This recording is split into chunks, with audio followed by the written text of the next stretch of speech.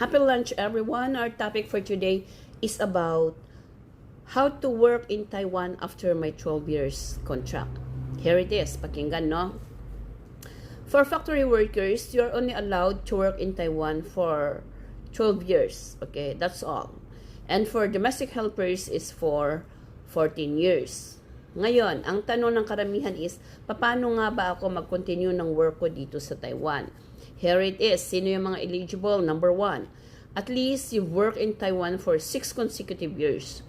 Kung ikaw naman ay hindi nag-work ng Taiwan ng 6 consecutive years, at least ikaw ay may total of 11 years and 6 months na nakapagtrabaho dito sa Taiwan para ma-i-apply ka nila na mag-continue ng work after your 12 years. So, ibig sabihin is, you are all qualified pagka 12 years na kayo, no?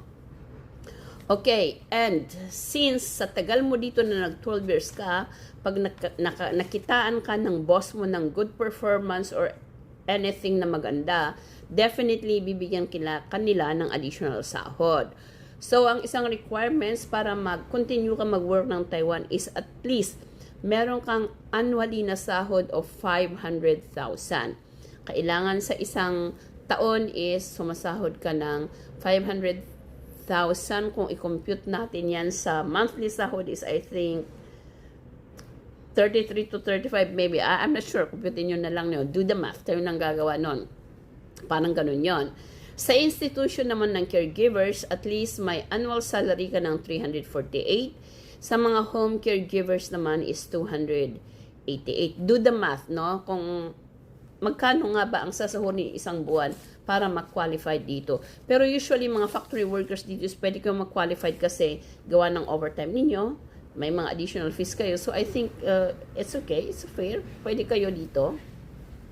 Ngayon, ang next na tanong is, sino ang gagawa? Sino ang magpa-process para mag-continue ka mag-work dito sa Taiwan? Is it you or si boss mo or si employer mo? Ang sagot is si employer. Si employer ang magpa-process para ikaw ay maging mid-level skilled worker. Ang tawag doon. Si boss mo ang magpa-process para ikaw ay maging mid-level, no? So, pag nagtrabaho ka na sa company mo ng 5 years as a mid-level skilled worker at nakakitaan kanila ng good performance, so pinag-attend kanila ng seminars, trainings, at nagkaroon ng mga certificates, professional certificates, yung mga ganun na bagay, is here comes your process na ipaprocess ka nila for permanent residency, no?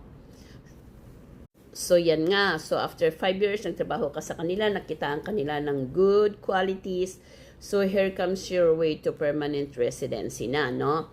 So, ipaprocess ka na nila for APRC, Alien Permanent Residence Certificate, no?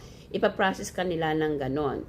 So, now, pag na-process ka na ng APRC at sumasahod ka pa rin, so, yan na nga, pag may APRC ka na at sumasahod ka ng 57,180,000 per month, ibig sabihin nun is afford mo nang kunin ang kapamilya mo, then you are now allowed to bring your family with you here in Taiwan.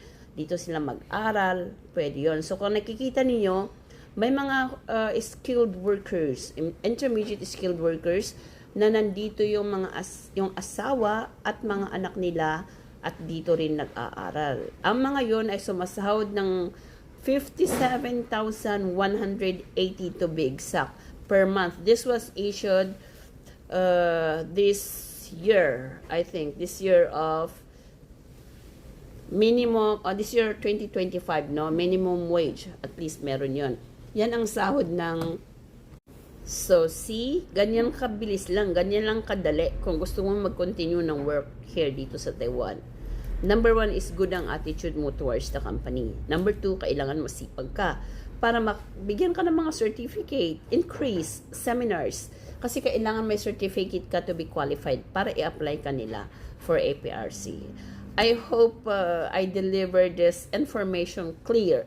Pag hindi naintindihan, then just comment and I'll gonna give you updates. Thank you.